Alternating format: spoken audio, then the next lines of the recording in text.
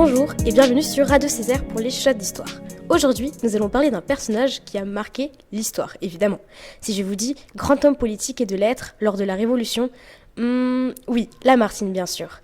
Il naît le 21 octobre 1790 en Saône-et-Loire, à l'est de la France, si vous ne saviez pas. Perso, je savais pas. Il est vite reconnu pour son talent à manier les mots, mais débute en 1830, après la Révolution de Juillet, une carrière politique aux idéaux révolutionnaires. Il intègre donc la Chambre des députés en décembre 1833 et y siège même jusqu'en 1851. C'est alors qu'il devient une personne influente. En 1848, tout s'accélère. Pour se rappeler, dès le 22 février de la même année, débutent 3 jours d'émeutes et de révoltes dans Paris. Des milliers de manifestants réclament plus de liberté. Le roi finit par abdiquer et quitte son trône. C'est alors que Lamartine joue un rôle important. En effet, il s'occupe alors de gérer la transition de pouvoir. Il déclare ensuite fièrement la fin de la monarchie et l'avènement de la Seconde République. De multiples questions se posent alors, notamment au niveau des choix des nouveaux symboles de cette France qui reprenait son souffle. Le drapeau en était une. D'un côté, ceux qui souhaitaient garder le drapeau révolutionnaire, entièrement rouge, celui avec lequel ils avaient vaincu de leur sang, et de l'autre, Lamartine et ses partisans qui optent plutôt pour un drapeau tricolore bleu-rouge-blanc. Celui qui, pour Lamartine, a fait le tour du monde avec le nom « La gloire et la liberté de la patrie ». C'est d'après lui le drapeau de nos armées victorieuses, le drapeau de nos triomphes qu'il faut révéler devant l'Europe, déclare-t-il le lendemain. Cela démontre en outre qu'il était un révolutionnaire certes, mais qu'il ne voulait pas trop en faire non plus. Et c'est pour dire, certains étaient de cet avis, notamment Alexis de Tocqueville.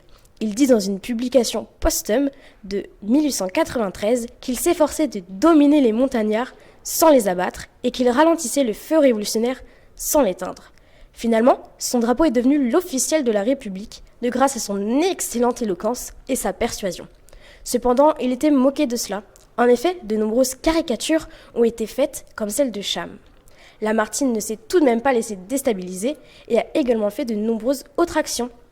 Il met notamment en place, le même jour, la proclamation du droit au travail avec aussi la création des ateliers nationaux.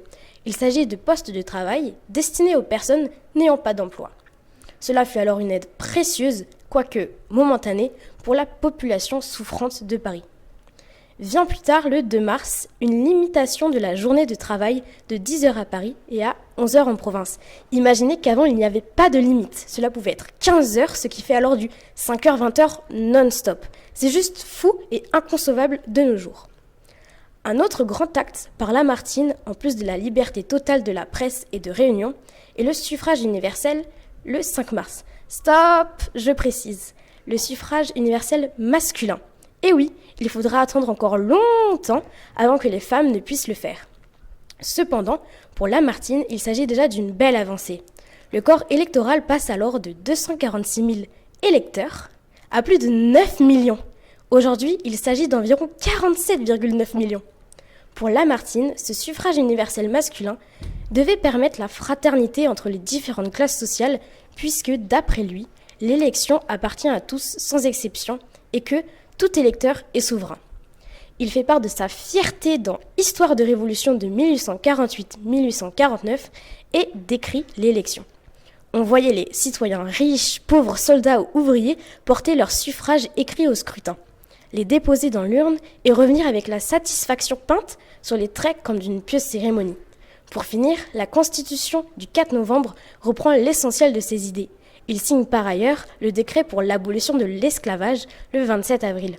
Malgré tout cela, il échoua aux élections présidentielles de décembre et finit par mourir le 28 février 1869. Et voilà, j'espère que cette chronique, bien que longue, vous a intéressé. On se retrouve une prochaine fois pour un nouveau numéro d'ISO sur Radio Césaire.